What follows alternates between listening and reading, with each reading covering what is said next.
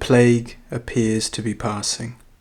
Across the scarred valleys of Portugal, a heavy, hollow silence hangs over the kingdom. The Black Plague has claimed its tribute, leaving behind empty towns and fallow fields. Like Lazarus, Portugal aims to rise from the grave. How's it, everyone? Welcome back to episode 6 of our Portugal playthrough. Last episode was a bit shorter because it was primarily focused on the dreaded Black Plague. We lost 531,000 people and counting. It's not quite fully eradicated from Portugal, although it is dwindling, so I don't expect it to be too many more people, fingers crossed. But we lost over half a million people from a population of 1.3, so that's roughly 40%, I think. So quite a lot of people, in short.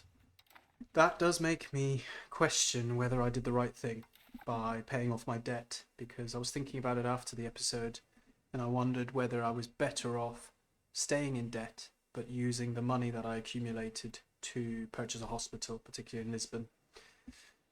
No matter, however, because the deed is done, so there's no going back. Those people are dead. That is the nature of the game. So this episode really is going to be focused on the rebuilding and reconstruction efforts of Portugal. I'm not really sure how long the episode's going to be or what exactly we're going to do in this episode, other than try to bring ourselves back from the brink of the bubonic plague. So I'm going to start working my way through the top. If there's anything interesting, I will obviously keep it in the edit, and then we will probably start to speed up as things stabilize. Reason for that really is I don't imagine there'll be too much to do, simply because we want to try and build up our gold balance, try and stabilize, and then start to springboard into the future, primarily looking at possibly trying to get to some of these islands. That might be a good place to stop, depending on how long that takes. But yeah, we'll have to see. So first things first, I can see that we left off on a Parliament session. Just wanted to make a quick disclaimer that I filmed the last 2 episodes in conjunction, and then I went away on holiday for about 10 days. So I'm just going to use this as an opportunity to refresh my memory before we start to go ahead with the game. So we were doing a Parliament issue. Specifically, we picked Noble Arts because it gave us the highest amount of support. Now, looking at this and thinking it through, I don't really think I care too much about this, particularly because I don't want to push towards aristocracy. I'm trying to push plutocracy. The main reason we wanted this really is because of the nobility recovery effort. We did use some additional power that we got, or additional support, I suppose, to pass the bullion coins, because we only have one source of copper. We have no gold, we have no silver, and I'll read that in just a second. Our greedy neighbours to the west, Sevilla or Spain, I suppose, they are preventing, I can't bring it up now because I've got this pop up, but they don't export their gold or their silver, so we're having a really tough time minting the money that we need. But anyways, let's read this. The expectations of Lisboa. The Hortus Herais members of Lisboa are surprisingly receptive of our proposal in the parliamentary debate. It appears that the University in Lisboa is convinced that it will be involved in the counting and measuring that the current proposal entails, and scholars are delighted by the opportunity to take part in the gathering of new, raw data regarding our country. Alright, it's just a simple +5 support event. I don't really think we're going to push for this, so we don't want to push aristocracy. I don't really think there's much benefit. I mean, obviously it's great to get what they called, I don't know what you'd call this, a special person or a creative person or whatever. It would be great to get one of these people, of course, but is it worth it to push aristocracy? Is it worth it for all of the concessions we'll have to give? I'm not convinced. And yeah, it's not great to take the stability hit, particularly because we're already on a negative. But I don't think it's worth the cost, really, to be honest. So I think basically it's a roundabout way of saying we're going to let this one fail. Oh, Saint proclaimed. So Godfrey's vicar has just announced that one of our ruler's most esteemed and revered ancestors, King Fernando II, was a holy saint of our esteemed church. and that the time has finally arrived to revere them appropriately. This is a cause for great celebration. Te Deum. So, what does this mean? It basically means that, well, let's just read this. A former ruler of a country can be canonized, that is, made into a saint. Will confer the country certain benefits, scaled with how able the character was when they were alive. Now, we obviously didn't ever play as this guy, but it seems like he was a bit of a warmonger. I think this might have been the guy with which they were talking about the Battle of Ulrich, maybe? I'm not sure. But anyways, he is being canonized by Godfrey Zwicker. And what that does, gives us a bit of religious influence, gives us some stability, which is great. And it actually puts a little thing, which looks a bit like a hat, behind his portrait there. Religious influence is good for doing some of these things, but it seems that Placitum Regium's broken at the moment. So I've been able to get it twice, both with Pedro and with his father Afonso, not for the cost of 100 influence, but in fact for whatever we had at the time. So with Pedro it was particularly cheap. I think it was minus, not minus, rather 0.05 or something. It cost basically nothing. All this is to say that religious influence is kind of unimportant, because I think the main one we'd want at this time is this one, and we seem to be able to get it for free. So there's that really. Now, in terms of religion, the Sunni population has mostly been wiped out or converted. Now, there are small pockets of it towards the south, but nothing to be concerned about. Nothing by way of causing any significant unrest or jihad risk or anything like that.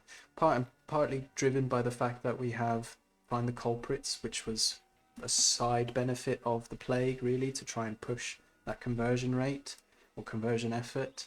And our conversion speed is actually quite good at 35%, because we have quite a good spiritualist positioning in terms of our values here.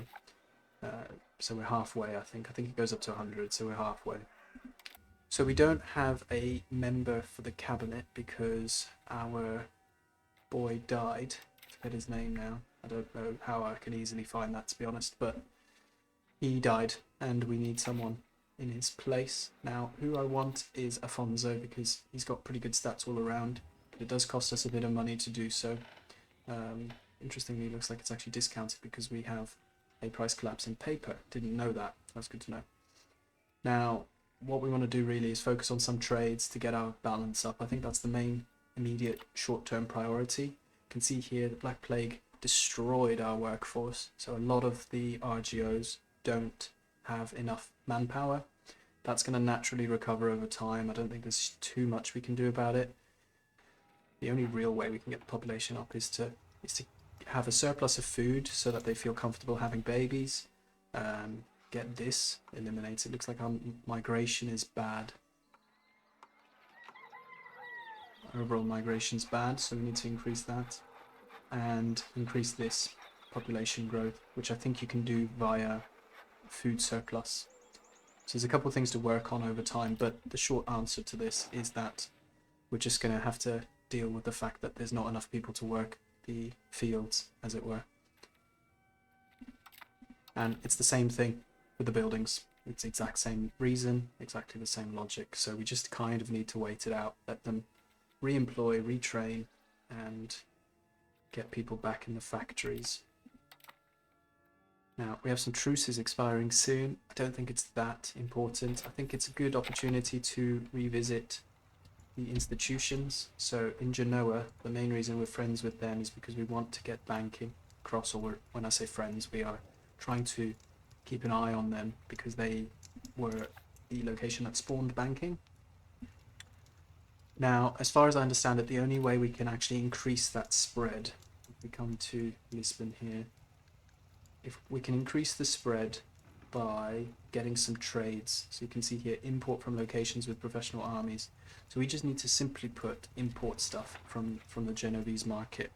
Now, is there anything that we can actually import? I don't think we can without getting trade capacity.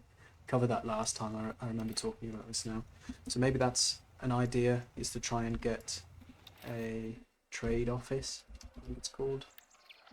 So if we could get a trade office, So we need 100 opinion, but we could maybe build some trade offices. Now they're only 30 gold. Okay, so what we'll do is we will improve opinion with Genoa, and that will slowly over time put us in a position that we can get some trade offices, get some trade capacity, and then start importing to increase that spread. It might be a moot point. It might be that the banking spreads to us naturally anyway, but at least we can take a step to try. Now, other than that, I think that's kind of it. So I'm just going to spend a little bit of time now looking at some of our trades and see if we can improve our position.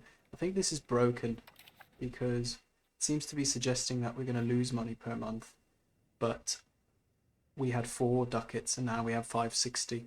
So if I quickly, let's just quickly jump through a month and see if it's telling the truth. In hindsight, I wish I just messed around with some trading in that time. I don't know why I didn't. But anyways, it's done now. Yeah, so it says -2.4, but we actually just went up by a few ducats. So this is bugged out, I think. I think there's a problem here. Yeah, we can see... I don't know. Yeah, I'm not sure. But anyways, we just need to bear in mind that this is incorrect. Oh, Beatrice has died. Our mother died at 56. Her late Royal Highness has vanished from the face of the earth. That's almost making it sound like a magician. She's disappeared. Anyways, rip mum. See you later. And we failed the issue as expected. No problems there.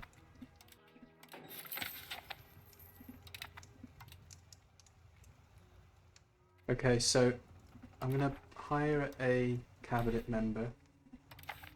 It's gonna be Big Afonso. Get him in, and then we're also going to set him the task of pushing centralization yet again. So it does allow you to push it a little bit more if there's actually a cabinet member working it, because we just got it saying that it was pushed as far as it could. That's a lie, basically. Okay, so we've had a bit of a mess around with the trades. I think this is what we'll probably rock with for now. They're not the most profitable trades, and we will continue to tweak them over time. But every now and then I'll just give you a bit of a peek into what we're actually doing. We are exporting a few books. Books, I think, tend to be quite attractive. So there's an argument to build scriptoriums so that we can have enough books and then just ship them around, because people seem to want to read these days. Other than that, we're importing a bit of cotton. We don't have any cotton at home, so it helps to keep the cost of fabric and cloths and textiles, etc. low, which is great. Managed to find a bit of a supply for silver from Faz, which is also great. A bit of sugar. I think our people just want that, and it seems to be good demand. Some dyes to keep the cost, in a way this is artificial, to keep the cost of dyes low, because a lot of our industries require dyes. So if the cost of dye is low, then the output has a greater profit margin. And then we just saw 2 potentially profitable trades. So exporting some saffron, which we don't even have ourselves. So I think we're basically importing saffron and then exporting it back out again, which is kind of stupid. But anyways, I imagine this will drop off soon. And also, rather ironically, we saw that the Faz market has quite a large surplus of liquor, even though they're Sunni, so they won't be consuming it themselves. They seem to have a lot of liquor to hand, so we will import some of that to just keep the cost low, and it should be a profitable trade. Yes, look, it's actually our second most profitable trade. And we've also had diplomatic gifts researched. Now, in terms of our technology, let's have a look. So we were generally pushing towards this local nobility advance, just because I want to keep this satisfaction equilibrium as high as possible. We're taxing them a lot, which is naturally pushing their happiness downwards, but we kind of need to tax them as much as possible. So we'll continue to go down that way and get late feudal relations to enable us to do that. Feudalism is built upon the concepts of auxilium and concilium, or military aid and counsel, owed by vassals to their lords. Over this has created an intricate hierarchy of rank, privilege, and reciprocal duties. So we'll research that first. Not hugely beneficial to us at this point in time because we don't have any subjects, but maybe it will be useful later. I think I'm going to build a scriptorium here. Got a little bit of money. It seems like books are quite a good export. So we'll build one in Lisbon. How many people does it employ? 50. Oh, yeah, okay, 50, so that's easy enough. Poor government policies. Our policies are evoking widespread discontent among the nobility. Uh-oh. It seems they are misinterpreting them in a way contrary to our intentions, to the degree that our opponents hold them up as proof of the government's ill will and lack of interest in the welfare of our kingdom. We've chosen the right path. The nobility make good points. Tricky. I'm probably going to take the prestige hit, to be honest. Not ideal, because having high prestige is great, but I can't really afford for them to get more irritated. Although, if they lose estate satisfaction, then it will pull them down to 33 and then they'll start improving. I think we'll go for this actually. We've chosen the right path. We do also have the side objective of trying to expand our trade capacity. We need 16.2 trade capacity and we have 12.81. So another good way to spend our money is to build marketplaces. Can we afford any? We can. So it might be worth building some marketplaces. The reason for doing that is obviously we can trade more, which can hopefully try and improve our monthly budget or our monthly income. But then also, of course, we can push towards having that increased trade capacity. So I think we want to build it in Vienna because we've got enough burghers there. And like I said in a previous episode, the benefits of a marketplace are not location dependent. So building it further away is actually useful. So we'll build it in Vienna. Okay, so late feudal relations is done. So we need to pick another. And we'll go for local nobility. That's because of that satisfaction push that we mentioned before.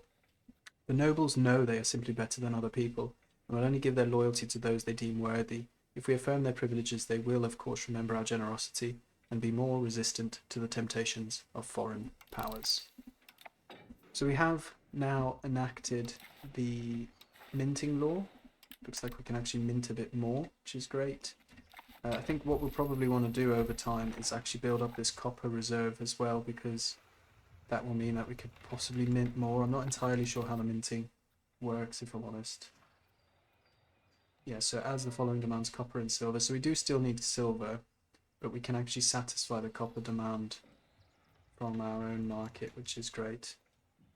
And we are actually getting most of it from our internal market. So I do think that was the right play. Aye, that's not good. So the spy has been discovered in Castile, so it's reduced it down to 25. That's a shame. I was looking to try and use them to steal the map of anywhere they discover, which I don't think they have anywhere yet. Petition for redress. Some of the local members of nobility in Setúbal, if I remember, that's the place with all of the fruit. No, that's Sabugal. I was wrong. Setúbal's here.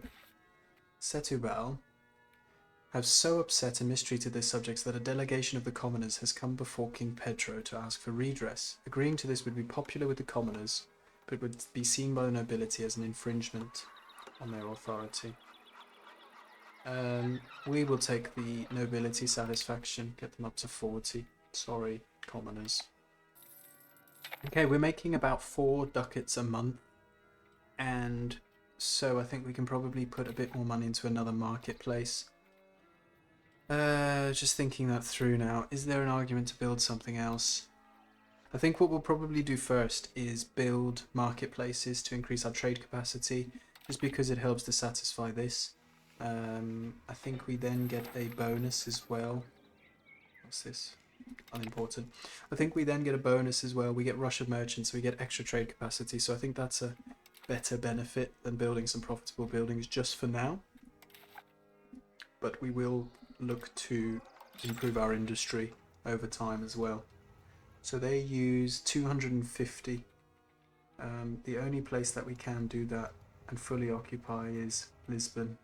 Do we want to do that in Lisbon? I think it's okay because we've got quite a big surplus, so let's get them working. Okay, so change societal values is just finished. We have pushed as far as we can towards centralization, which isn't very far actually, and now we're starting to track backwards. So we'll have to look at doing something here, maybe try and get rid of communal lands. Traditional distribution is also not a good one. This law can go when we next have a chance. But anyways, these are things that we'll look at in a bit, because I don't think we can do anything with it now. What we do want to focus on really is what action to take with Afonso. Now this is new.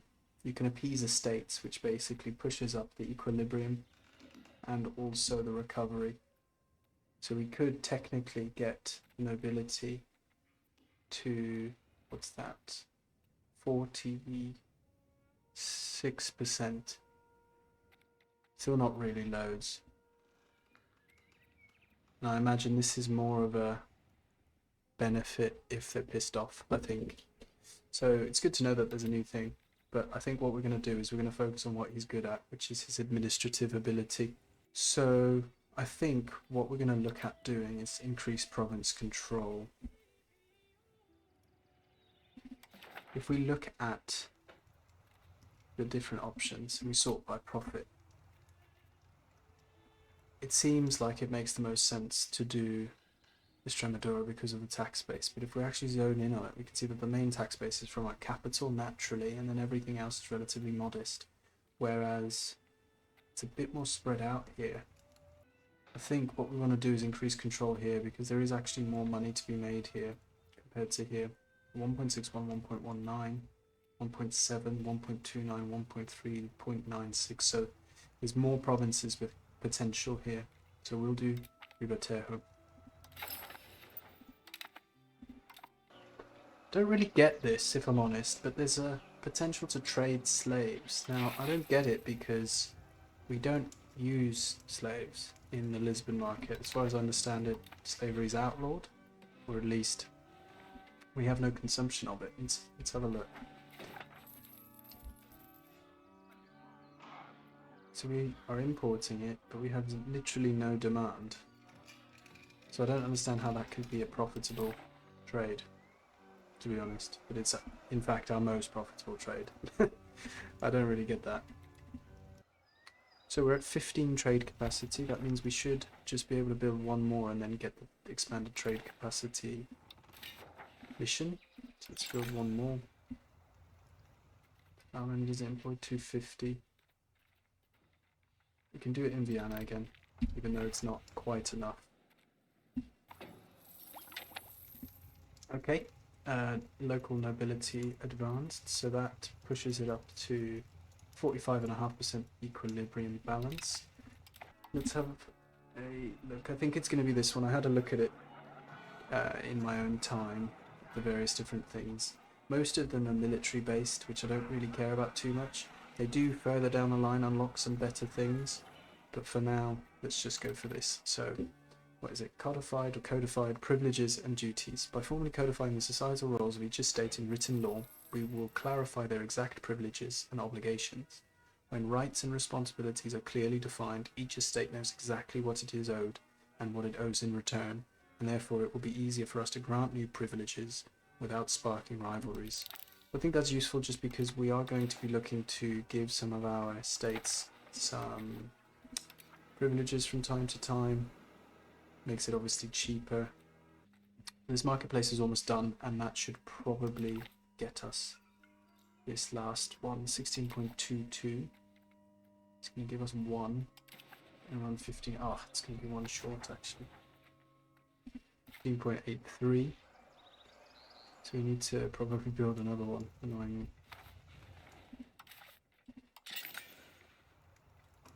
And we'll build it in Faro, I think. Next best option, lack of population. Yeah, Faro's the one to go for because we can pretty much fully employ it. And I want to keep Lisbon as free as possible to try and get some buildings in there just because of the control. You can see here also through improving control with Afonso. It's actually reached 100 in a few of these places as well, which is actually great.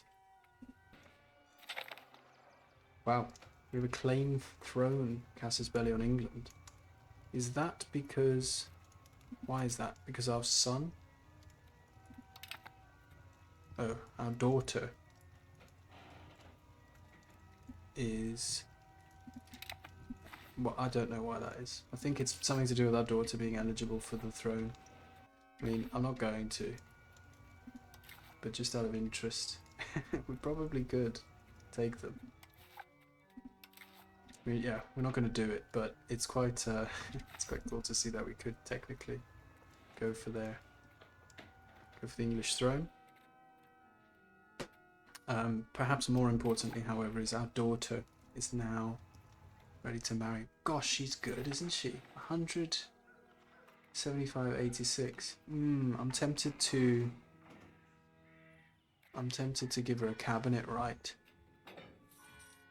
I'm tempted to keep her in the court because that's really good. She's got really good stats across the board. And it's going to cost a bit of legitimacy. That is true. But she's really good. Is this the one who was a genius? I can't actually remember. Can't remember how it worked. Yeah, it was. She was a prodigy, wasn't she? I think the benefit of keeping her available to serve on our cabinet is greater than marrying her off for something. So we're going to do it. I think we're going to give her the right to serve her king in the cabinet. It is expensive, but it's definitely worth it, in my view. Now, there's a few more things that have come up. So we have completed the rush of merchants, so we get extra 25% trade capacity. And we've also had agrarian communities pop up. In these times of rapid change, our traditional ways have led to a revival of the agrarian community. While perhaps not as productive as bustling urban centres, they provide a level of sustainability and societal cohesion that cannot be otherwise gained without a great deal of time and effort. Perhaps we ought to encourage this revival to further reap the benefits of our traditionalist economics. So we could get 7 stability, so we could encourage the revival, or we could strive towards urbanisation instead. Now what's the difference? 7 stability, rural attraction, push towards traditional communalism. We get a bountiful harvest in Alto Alentejo. And it sounds good on paper, but I think we prefer strive towards urbanisation. So we lose some stability, but we have a little bit of a stockpile. Urban attraction, so towns and cities get better migration. We push towards capital economy, which, gosh, we are very pushed towards traditional. Capital economy means lower bank interest, greater production efficiency, cheaper buildings, and pushes us towards individualism, which I think is also what we want to push towards. So overall, I think we'll go for strive towards urbanisation. I think that's the one that makes the most sense. Oh, we've just completed another task. Art of export. Money can only be earned if the goods we buy get sold into markets of great wealth. Establishing export routes is key to success. Oh, we just gain a bit of money. That's ideal. And we can ask Castile for money. We're going to do that, I think. Which is nice. We've got tons of money now.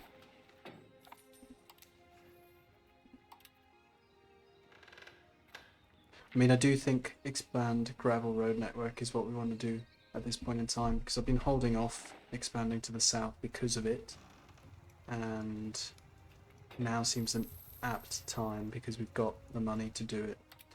So we're going to do that. We're going to expand the gravel road network. Now, what that does, let's slow down time a sec. What that does is it basically reduces the cost of roads, and it also reduces the building time and pushes us towards centralization. So that's all fantastic. So let's build some roads. Now, the best places to build roads generally is to connect the towns and cities, I suppose, to your capital. So Evora is the closest one here. So we'll probably look to do it this way.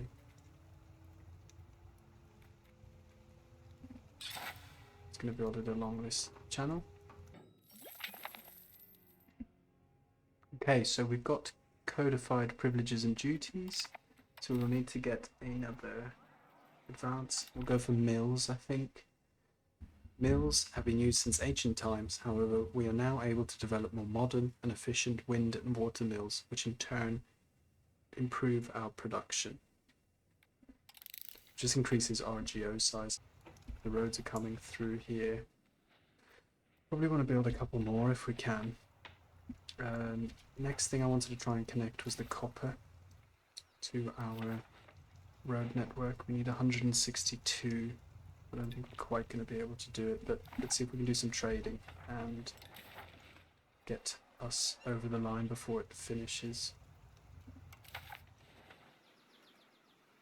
We also do need to think about actually doing something to get it to pass. Now, we can't do banking.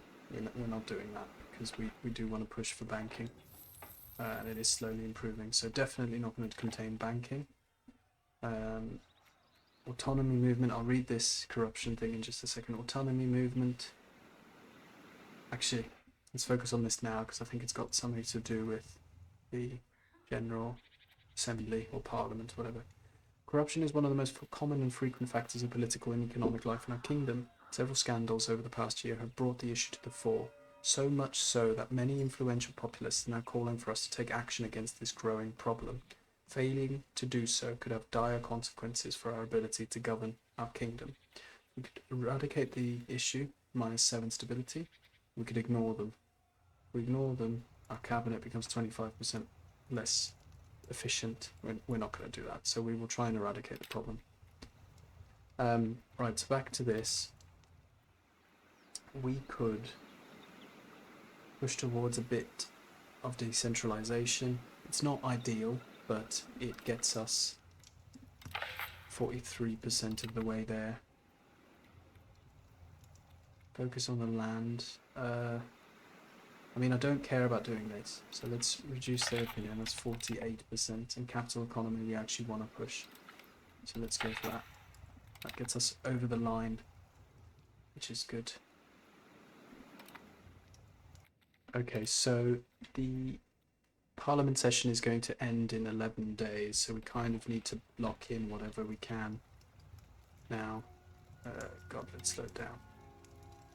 Let's just check. So it's the road building times -20%. It's more the cost that we're trying to lock in whilst we have the option to do so. How many days do we have? 4 days. Feel the pressure. 162.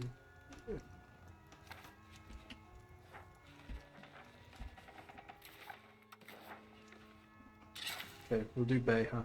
It's not quite all the way there, but it's the province capital, and it starts to move us down towards Faro, so we'll do that. I got scared there, because we didn't have that much time. And we do pass the Parliament session, so that's good. Our son, wearing his stupid little hat, is now 16. Yeah, I mean, I don't see the negative with making him join a foreign order. Do the same thing. I mean, Pedro did it. He joined the Order St. George. It just generally seems to be quite a good thing to do. So we'll get Fernando to do it as well, I think. Looking over this though, it says we get 0.10 from alliances, 0.2 from importing, and then these are all a bunch of modifiers. So I've looked at the alliances. It doesn't appear clear to me that Castile actually do have banking, so I'm not entirely sure why we're getting this tick from alliances. Doesn't easily show me why, so I'm not sure. But the key things that we do have control over is the importing and exporting. So we're going to try and just mess around with some of the trades to ensure that we're importing as much as possible from Genoa and also exporting as much as possible to Genoa. And Afonso has died. So that is a bit of a negative, obviously, but it gives us an opportunity to put our daughter into the cabinet. which is great. So we'll do that straight away. She's so good. She's like my favourite character so far because she's so competent. Beatrice. Okay, so we are getting a decent spread now. Because we are importing quite a lot, specifically cotton, or pine cloth, sorry, from Genoa. I wonder if we just bump this as much as we can. See if that helps. Okay, I think we might shift Beatrice over to Alto Alentejo. Let's have a look and see what might make sense. So there's quite a lot of locations here. 1, 2, 3, 4, 5, 6, 7, 8, 9 locations. So there's going to be quite a good amount of benefit from getting control over those. I mean, the actual tax base isn't fantastic, but if we can boost the control in a lot of provinces, that will help to increase our tax base. So I think that makes sense. Shifting her away from, what's it called? I don't know what this province, Ribatejo. Because for the most part it's quite high now, so it will trickle down over time. If you look over here, it will start to drop over time, but we'll just keep moving her around different locations to boost her control, or boost their control. Okay, we're going to have a look at how this changes. I've made a few tweaks to the trading, specifically to try and import and export as much as possible to the Genovese market. I'm hoping this will bump the baseline figures here. As you can see, everything else is a modifier. It's these 3 figures that are important. Cool. So imports gone down, but exports has gone up. We're getting about 1 and a bit% per month. Commoners getting uppity. Our efforts to keep the commoners in their place have been somewhat too successful in recent times. So harsh is our rule, in fact, that the destitute are becoming increasingly vocal in their complaints, and are turning against their landlords, demanding better treatment and conditions. So we can enforce our authority, push us towards serfdom. Will these things happen? Here it says the nobility. I think we'll probably enforce the authority because we can't really afford to annoy the nobility anymore at this point in time. So we will enforce authority because the serfdom value actually has better noble estate satisfaction equilibrium, and the promotion speed is unfortunate to miss out on, but for now I think we could do with the nobility being on side.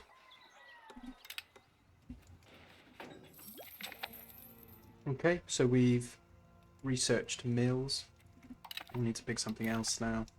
So we need to pick another tech now, and looking at the tree, I'll scroll in here, can see that intensive agriculture feeds through to some really good literacy and RGO size advances. So we'll go for intensive agriculture, which also gives us food production. It isn't super important, I don't think, because we have enough food, but still not bad at all. Agriculture is the foundation of most societies. Recent advances have improved the productivity of our fields and farms, creating valuable food surpluses.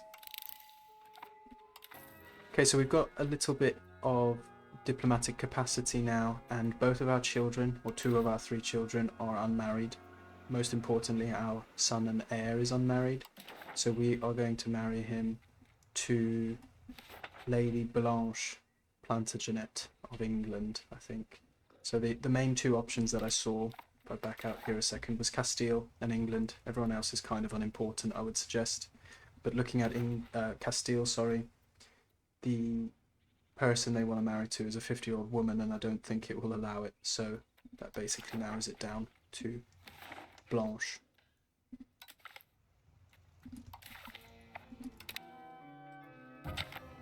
Oh, Lopo has died. And merchant fractures. So I think we've had this one before, it's hard to remember, but basically it's offering us an allegiance with 2 different types of factions within the burgher class. So we could spend a bit of money and get some stability. We could lose some prestige, get some legitimacy. I think that's probably the one we'll take in this case. And we could gain some prestige and annoy them a little bit. I think we'll go for the legitimacy just so that it ticks further towards 100 legitimacy and we get the crown power. And Lopo is dead now, so let's get another member. We can get our son involved, I suppose. 15 gold for that. Don't know if that improves the crown power at all. Yes, it does. 12.5%. So we'll expand the horses, I think, in Mora, because it's quite a profitable RGO, and the control is pretty decent here. We'll also expand the lumber in Torres Novas. And finally the legumes in Santarém.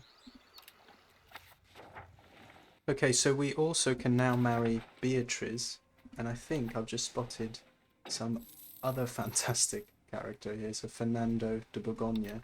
I'm hoping this doesn't move her out of my court. That's a worry that I have.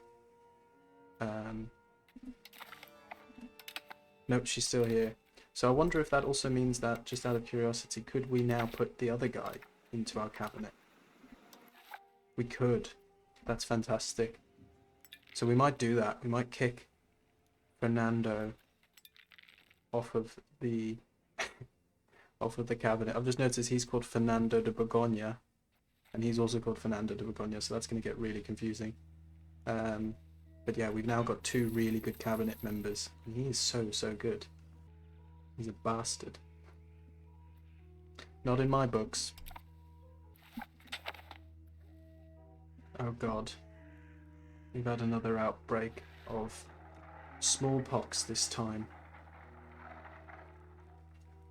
The people of Lisboa despair as their families and neighbours succumb to the relentless outbreak of smallpox, currently spreading throughout the area. Neighbourhoods once bustling with activity now echo with worry and uncertainty. Unfortunately, there is little we can do to stop the spread. No good. Oh, it started in Lisbon as well. Oh, I think that was it. I think it's gone. 12,000 people died. And we have researched food production, so now we can move on to the next thing, which I think we will go for literacy for burghers. Members of our merchant class rely on their abilities to make a living, and those abilities in turn depend on their having had a thorough education in certain fields. Their increased wealth also increases their demand for any literature that might broaden their written culture. So we'll do that, I think. And we'll probably also then do max literacy for clergy. Clerics are required to be literate by the nature of their occupation, which centers around learning, interpreting and spreading their religious doctrine. Therefore, their spiritual formation and overall efficacy relies heavily on their access to religious doctrine and teachings. Oh god. The Lisboa earthquake of 1358.